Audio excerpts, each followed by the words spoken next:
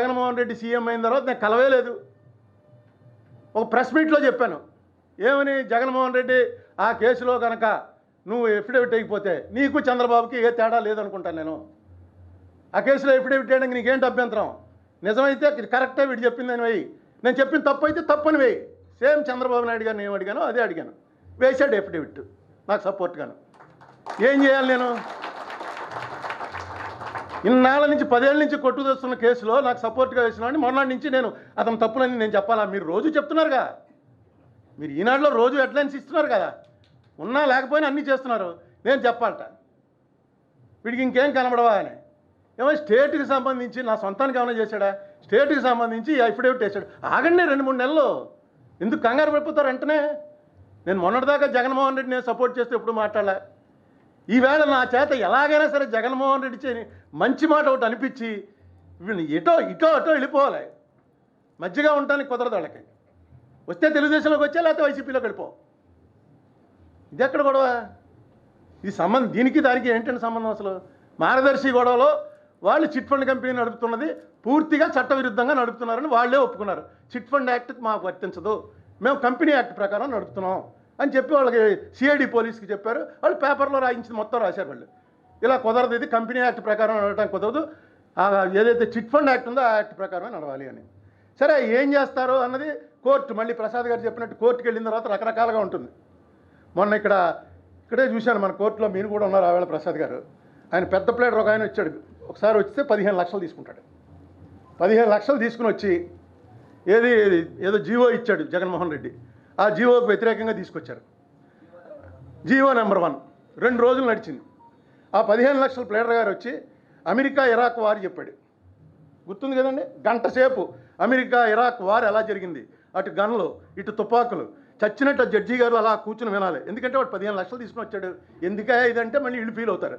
అదే నేను మేము చెప్తుంటేం లేదని మొత్తం చెప్పాడు. చెప్పి ఆఖరిని ఏమన్నాడంటే, ఆ రోజున జార్జ్ బుష్ ఏమన్నాడు, చట్టాలు దేశం కోసం, నోట్ డౌన్. నేను కూడా అదే చెప్తున్నా. దీనికోసం ఇరాక్ వారంతా ఎందుకు చెప్పండి?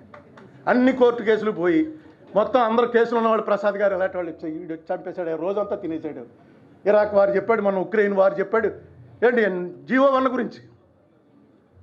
ఇలా పెద్ద పెద్ద ప్లేడర్లు వస్తారు, రన్నయ్య అక్కడికి జడ్జీలకేమో తలట్టు కూర్చుంటారు. ఏంట్రా మనకి కర్మని. ఇలాంటి కేసులు వచ్చేవాడికి నాలాంటి చిన్ననాడు ఎవడో లేచి నిలబడి, సార్ మా కేసులు అంటే, బాబా ఏం కేసు ఇది, నెక్స్ట్ మంత్ చూసుకుందాం పో అంటాడు. అలాగే 17 ఇన్నేళ్ళు జరిగింది, ఇన్నేళ్ళు నడుచుకుంటూ వచ్చింది. ఈవేళ సరే జగన్మోహన్ రెడ్డి అన్నవాడు చీఫ్ మినిస్టర్గా ఉన్నాడు కాబట్టి, చీఫ్ మినిస్టర్గా వచ్చి మార్గదర్శి ఫైనాన్షియల్స్లో ఒక ఎఫిడవిట్ వేసాడు కాబట్టి సుప్రీంకోర్టులో ఆ వేళ లేకపోతే కొట్టేద్దరు. ఎందుకంటే నేనేంటి సంబంధం నాకు? నేను ఓన్లీ కంప్లైంట్ ఇచ్చాను అంతే. తెలంగాణ గవర్నమెంట్ వాళ్ళు ఏం మాట్లాడలే. మొన్న ఇక్కడ తెలంగాణ ఈనాడు వేరు, మన ఈనాడు వేరు. ఒకసారి ఎప్పుడైనా తెలంగాణ ఈనాడు చూడండి, నెట్లో ఉంది, నెట్లో తెలంగాణ ఈనాడు చూడొచ్చు. 2 రోజుల క్రితం రాశారు, అసలు భారతదేశంలో తాజ్మహల్ అన్నది ఎంత అద్భుతమైనటువంటి కట్టడమో, హైదరాబాద్ సెక్రటేరియట్ మన కేసీఆర్ గారు కట్టింది అంతకన్నా గొప్ప కట్టడంట.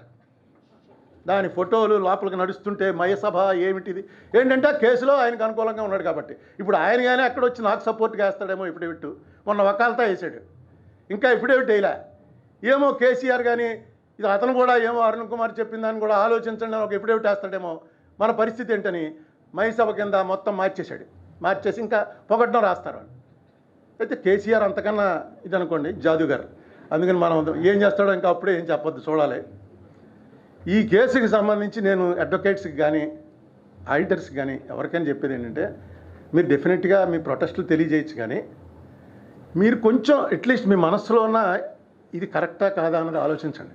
ఇదే ఒక వేరే వ్యక్తి చేస్తే ఎలా బిహేవ్ చేస్తుంది ప్రభుత్వం, ఎలా తీసుకెళ్ళి లోపలేస్తారో, ఎలా ఇంటరాగేట్ చేస్తారో. మొన్న రామోజీరావు గారు ఉన్నారు, ఆయన పడుకునుంటే వెళ్ళి చచ్చినట్టుగా వెళ్ళి చుట్టూ కూర్చుని రాసుకుని వచ్చారు. చట్టం ముందు అందరూ సమానమే అంటాం, అది పచ్చి బూతు. ఏమి కాదు అది, చట్టం ముందు ఏమి సమానం కాదు. డబ్బులు ఉన్నవాడి చేతిలో చట్టం ఎలా కావాలంటే అలా ఆడుతుంది, డబ్బులు లేకపోతే ఇంతే సంగతిలో. వెళ్ళారు, రాసుకొచ్చారు. నాకు అభ్యంతరం లేదు, ఎందుకంటే ఆయన పెద్ద ఆయన కోడలు లేడీ, ఇద్దరు ఇంటికి వెళ్ళారు. అసలు ఎవరినైనా నేను అదే చేయమంటాను. ఎవరినైనా సరే పోలీసు నేను అడిగేది ఏంటంటే, ఇలాంటి నేరాల్లో ఏవో మర్డర్ కేసులో రౌడీజమో ఇంకోటి అలాంటి నేరాలు వేరు, ఇలాంటి నేరాల్లో ఆర్థిక నేరాల్లో ఎక్కడైతే డబ్బులు పే చేస్తానంటున్నారు కాబట్టి మీరు వాళ్ళని పోలీస్ స్టేషన్కి పిలవాల్సిన పనే లేదు. అలాగే మీకు ఆడిటర్స్కి మీకు ఇచ్చిన నోటీస్ ఒక ఫ్రెండ్ ఆడిటర్ గారు పంపించారు నాకు. దాంట్లో చూశాను ఏంట్రా ఈ నోటీస్ అంటే ఆఖరిని ఉంది వీ రిక్వెస్ట్ యూ అని ఉంది. పోలీసు రిక్వెస్ట్ చేశారు వాళ్ళని, వచ్చి మా ఆఫీస్కి పలానా రోజున మీరు వచ్చి మీకు చెప్పినట్టయితే మేము రికార్డు చేసుకుంటామని. వీళ్ళు దాని గురించి మళ్ళీ మీటింగ్ పెట్టారు, కోర్టులో వేసాం చూస్తాం వీళ్ళ సంగతి అని చెప్పారు.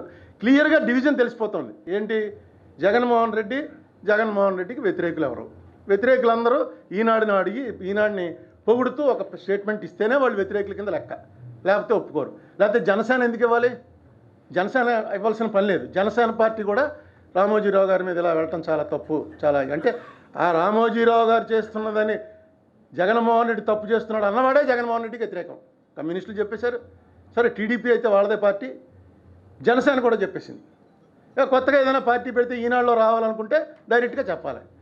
ఈనాడు పేపర్ చాలా గొప్ప పేపర్ అయిపోయింది. మన దురదృష్టం ఏంటంటే ఈనాడు పేపరు ఎలాంటి వాల్యూస్ మెయింటైన్ చేస్తుందో ఒక ఉదాహరణ చెప్తాను.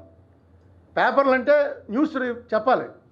2009లో ఈ మార్గదర్శి గొడవ అయిన తర్వాత నేను పార్లమెంట్కి పోటీ చేశాను. మీకు తెలుసు, ఈనాడు అందరం చదువుతాం.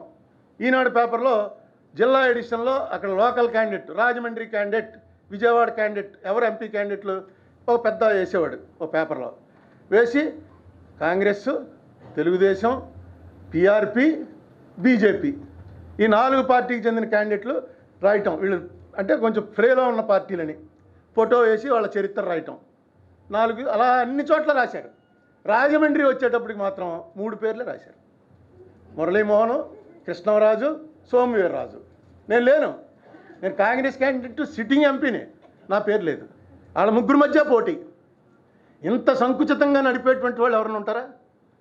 పైపెచ్చు మార్గదర్శి నేను ఎప్పుడైనా ఏమన్నా అన్నాను, కానీ ఈనాడిని ఎప్పుడు అన్నది. ఈ విషయం కూడా ఇప్పుడే చెప్తున్నా, ఎందుకంటే నాకు ఎవరో ఫ్రెండ్ పట్టుకొచ్చి మొత్తం అప్పటి పేపర్లన్నీ ఇచ్చాడు. ఇచ్చి ఒక ఎగ్జిబిషన్ పెట్టి ఇప్పుడు నువ్వు విపరీతంగా వస్తారు చూడటానికి, ప్రతి ఊరికి పంపించి ఈనాడు ఎలా రాస్తుంది, ఏది నా మీద రాసినవే, కేవలం నాకు వ్యతిరేకంగా ఎలక్షన్ టైంలో రాసినవన్నీ అతను ఆయన ఎందుకు దాచి ఉంచాడో పాపం, ఆయన దాచి ఉంచి పట్టుకొచ్చి చూపించాడు.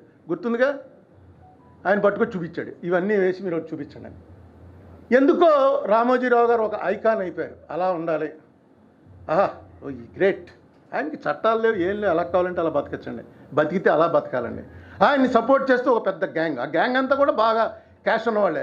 వాళ్ళందరూ ఆయన సపోర్ట్, ఎస్ ఈయన తప్పు చేయడు, ఈయన తప్పు చేసినా తప్పు కాదు, ఈయన ఎవరికి క్షమాపణ చెప్పాల్సిన పని లేదు. ఇది కానీ మనం అరికట్టకపోతే, ఎందుకంటే మనం రామోజీరావు గారి మీద దాశం కొద్ది కాదు, ఇందాక ప్రసాద్ గారు చెప్పారు, మాఫియాలకు తయారవుతాయి. ఒక అది చూసుకుని ఓహో అలా ఉంటే చాలా ఇదనమాట. మనం అసలు చట్టం గట్టం ఏమీ లెక్క చేయకుండా తిరుగుతుంటే ప్రజల్లో చాలా పలుకుబడి ఉంటుందిరా మనకి. ఇదే కరెక్ట్ అనుకుంటున్నారు ఈ దేశంలో ప్రజలు, ఈ రకంగానే ఉండాలనుకుంటున్నారు అని. నేనేం కోరాను రామోజీరావు, రండి బాబు మీరు వచ్చి తప్పు జరిగింది అని చెప్పండి, ₹1 ఫైన్ వేస్తాడు. డబ్బు కట్టేశాను అంటున్నారు కదా, కట్టేసాక ఇంకేముంటుంది గొడవ? మీరు జైల్లోకి పోవాలనో లేకపోతే మీకు ఏదో శిక్ష పడాలని ఎవడు కోరుకుంటాడు, ఎవడికి కావాలి? నాకేం లేదు, నాకేమీ మీ వల్ల వ్యక్తిగతంగా నాకు జరిగింది లేదు. ఎలక్షన్లో ఎప్పుడు మీరు కాంగ్రెస్కి వ్యతిరేకమే, నాకు కొంచెం ఎక్కువ వ్యతిరేకం చేశారు. 2 సినిమా యాక్టర్లను తీసుకొచ్చి పెట్టారు, 2 పెద్ద హీరోలు, 2 డబ్బు ఉన్నవాళ్ళు, నేను సామాన్యుడిని, నేనే గెలిచేశాను. మీరు ఎంత రాసినా నేనే గెలిచేశాను. మీ పని మీరు మీ ప్రయత్నం ఎంత చేసినా సరే అది జరగలేదని అక్కడ క్లియర్గా తెలిసిపోయింది.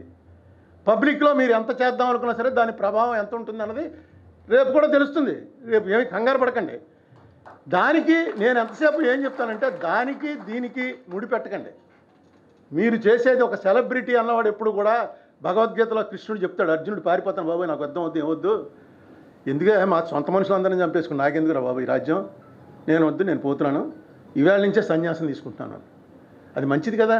ఎవడన్నా గొడవ వదిలేసి వెళ్ళిపోతానంటే అతను సపోర్ట్ చేయాలి. కృష్ణుడు సపోర్ట్ చేయలే.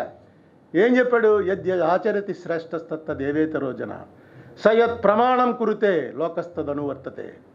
రే నువ్వేదో సన్యాసం చాలా గొప్పదని పారిపోవటం కాదు. శ్రేష్ఠులైనటువంటి వ్యక్తులు ఏ పని అయితే చేస్తారో మిగతా వాళ్ళందరూ కూడా దాన్ని ఆచరిస్తారు, దాన్ని ఇమిటేట్ చేస్తారు. నువ్వు అర్జునుడు అంటే ఒక పెద్ద ఫిగర్, నువ్వు పెద్ద సెలబ్రిటీవి, నువ్వు యుద్ధంలోంచి వెళ్ళిపోవడానికి వైరాగ్యం వచ్చిందండి, వీడు వచ్చింది, ఇదేమనుకోరు, భయపడి పారిపోయాడండి అనుకుంటారు. అనుకుని భయపడి పారిపోవటం అనేది తప్పు లేదు అని ఒక కొత్త ప్రెసిడెంట్ స్టార్ట్ అవుతుందన్నమాట. అలాంటి ప్రెసిడెంట్ నువ్వు స్టార్ట్ చేయకో, తప్పది. శ్రేష్ఠులైనటువంటి వ్యక్తులకు చేయడానికి అర్హత లేదు. నేను ఈవేళ రామోజీరావు గారికి చెప్తున్నా, మీరు ఒక సెలబ్రిటీ అయ్యారు. సెలబ్రిటీ అన్నవాడికి ఇలాంటి తప్పు చేస్తే వెంటనే తప్పు అయిపోయిందని ఒప్పుకోవటమే మీ కీర్తి ప్రతిష్టలు పెంచుతుంది. మెగ్నానమస్ అవుతారు మీరు. మీరు దీన్ని ఎలాగోలాగి వీడు జగన్మోహన్ రెడ్డి ఏదో కక్ష కట్టి నా మీద చేస్తున్నాడు, వీళ్ళ నాన్న నా మీద కక్ష కట్టి చేశాడు, నా మీద 50 లక్షలకు వేశారు. ప్రసాద్ గారు ఒక యాక్ట్ తీసి చూపించాడు. దాంట్లో ఏంటంటే ఒక కంపెనీ వాళ్ళు డ్యామేజెస్ అడగాలంటే ఆ కంపెనీకి నష్టం వచ్చి ఉండాలి. ఆ నష్టం వచ్చి ఉంటే ఇగో పోయిన సంవత్సరం నాకు 10,000 లాభం వచ్చిందండి, ఈ సంవత్సరం 9,000కి తగ్గిపోయింది. ఈ అరుణ్ కుమార్ అన్నవాడు నా మీద చేసిన వ్యాఖ్యల వల్ల నా లాభం తగ్గిపోయింది కాబట్టి అతను నాకు డ్యామేజ్ కట్టాలి. లేకపోతే గుడ్ విల్ ఏముంటుంది, కంపెనీకి గుడ్ విల్ అంటే ప్రాఫిట్ మేకింగ్. ఆయనే చూపించుకున్నాడు. నేను స్టేట్మెంట్ ఇచ్చి ఈయన మీద కంప్లైంట్ ఇచ్చిన తర్వాత మూటలతో డబ్బులు పట్టుకొచ్చే క్యూలో నిలబడి కట్టేస్తున్నారు. మీరు తీసుకోండి చిట్ ఫండ్ కంపెనీల దగ్గర. చిట్ ఫండ్ కంపెనీ వాళ్ళు మేము తీసుకోమా అంటున్నారు. ఇవన్నీ టీవీలో చూపించారు. ఇది జరిగిన తర్వాత అబ్బో బాగా ఇంకా పెరిగిపోయి ఈయన బ్యాలెన్స్ షీట్లో కూడా చూపించారు. ఇదిగో మా లాస్ట్ టైం ప్రాఫిట్ ఎంత, ఇప్పుడు ప్రాఫిట్ ఎంత. ఏమంటే 2,600 కోట్లు కలెక్ట్ చేసిన ఒక కంపెనీ 1,800 కోట్ల రూపాయలు నష్టం చూపిస్తోంది. 1,800 కోట్లు నష్టం ఆయన వ్యాపార సంస్థలు అన్నీ కలిపి 2,600 కోట్లు జనం దగ్గర వసూలు చేశాడు. గవర్నమెంట్ అడగదా?